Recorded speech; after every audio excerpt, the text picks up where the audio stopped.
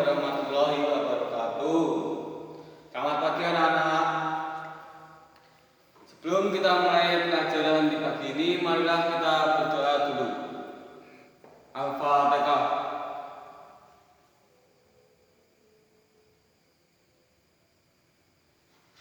Di sini Bapak akan menjelaskan tentang materi. Alangkah bahagianya jika kita bersyukur, bermaaf, ridho dan sabar.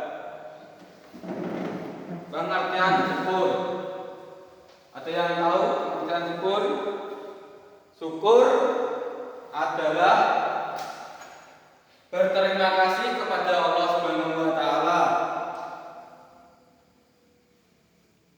sebagai ucapan dari perasaan senang, bahagia, membanggakan ketika mengalami sesuatu kejadian yang baik. Contohnya seperti sama mendapatkan uang 100.000, kita harus bersyukur.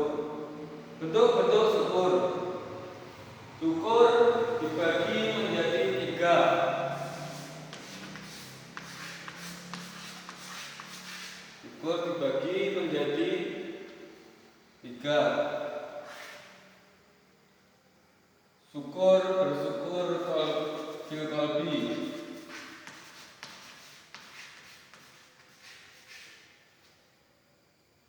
Fil qalbi.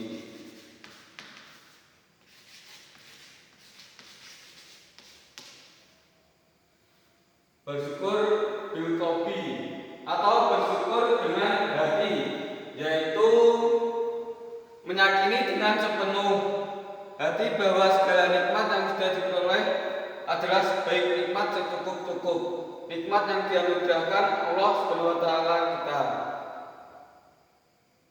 Bersyukur dengan hati juga berupa rasa gembira dan rasa terhadap nikmat yang telah diterimanya. Yang kedua, bersyukur dengan lidah.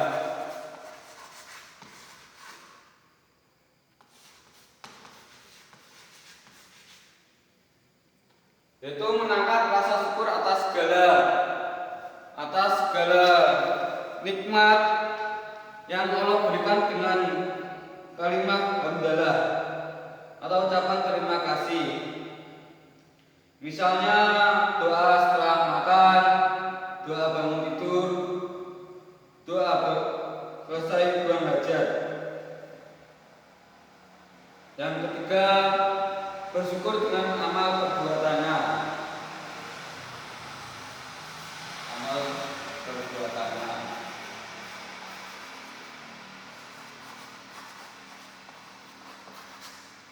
Bersyukur dengan amal perbuatannya. Artinya menggunakan segala nikmat yang telah Allah berikan sesuai dengan syariat Allah. Hikmah dan manfaat syukur dibagi menjadi 3. Menjadikan seseorang bahagia karena apa yang ia dapatkan akan membawa manfaat bagi ia dan orang-orang sekitarnya. Yang kedua, Allah berjanji untuk menambah nikmat yang ia syukuri. Kalau Anda mensyukuri nikmat itu, insya Allah akan menambah rezeki itu. Yang ketiga, orang yang pandai bersyukur akan dicintai oleh Allah. Kalau Anda bersyukur, insya Allah mencintai Anda. Yang kedua, pengertian qanaah. Pengertian qanaah. Secara bahasa, qanaah artinya cukup. Secara istilah, qanaah artinya merasa cukup dengan apa yang dimiliki dan menjauhkan diri dari sifat ketidakpuasan atau kekurangan. Contohnya kita sehari mendapatkan uang 100.000, kita harus mencukupkan uang itu untuk keperluan kehidupan sehari-hari, jangan disia-siakan. Bersikap qanaah paling tidak meliputi 5 hal, yaitu menerima dengan rela apa yang ada, memohon kepada Allah suatu tambahan rezeki yang layak dan diiringi dengan ikhtiar. Yang ketiga, menerima dengan sabar akan semua ketentuan Allah. Yang keempat, bertakwakal kepada Allah. Yang kelima, tidak tertarik oleh segala tipu daya yang bersifat duniawi.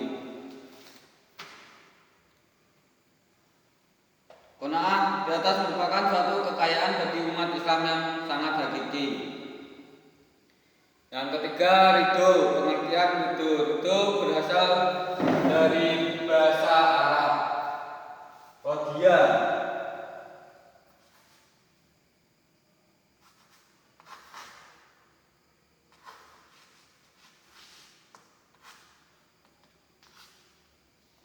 Rodia yardo.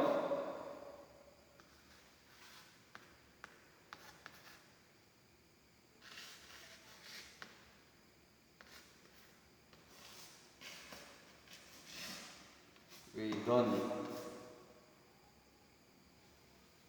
Wariduhana.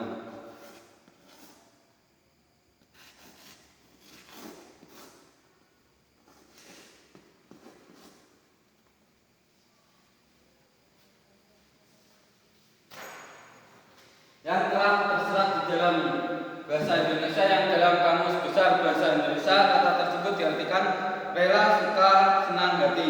Sesungguhnya setiap Muslim harus meyakini bahwa Allah tidak memberi jalan kepadanya bagi orang yang benci atau menggerutu. Jadi itu adalah ketetapan hati untuk menerima segala keputusan yang sudah ditetapkan.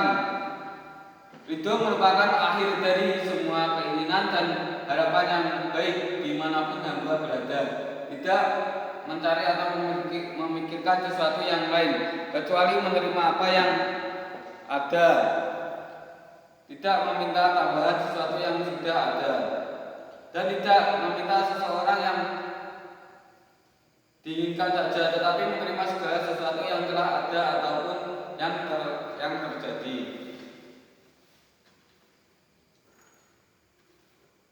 Sikap itu menurut pendapat ahli hikmah itu diklasifikasikan menjadi 3 macam, yaitu ridho kepada Allah, ridho kepada apa yang datang dari Allah, dan yang ketiga ridho kepada qada dan qadar Allah. Makna ridho terhadap Allah sebagai Tuhan ialah merasa benci terhadap peribadatan kepada selainnya. Ini adalah ridho terhadap Allah sebagai ilah, dan ini termasuk kesempurnaan ridho kepada Allah sebagai Rabb, Tuhan, pencipta dan penguasa alam semesta. Karena itu barang siapa ridho kepada Allah sebagai Tuhan dengan sebenar-benarnya, niscaya dia membenci peribadatan selainnya. Firman Allah, Bismillahirrahmanirrahim. Qul aghairallahi abghi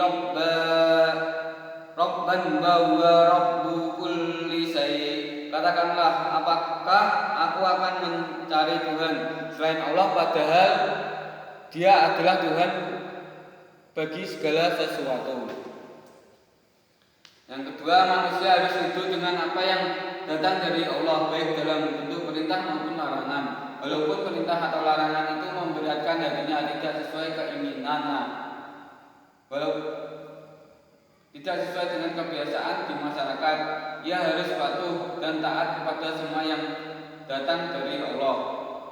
Yang ketiga, ridho terhadap qada dan qadar Allah. Sesungguhnya pilihan Allah untuk hambanya ada 2 macam. Pertama, ikhtiar adin wa syar'i, pilihan keagamaan dan syariat. Hamba diwajibkan tidak memilih selain apa yang dipilihkan oleh Tuhannya untuknya, yaitu Islam sebagai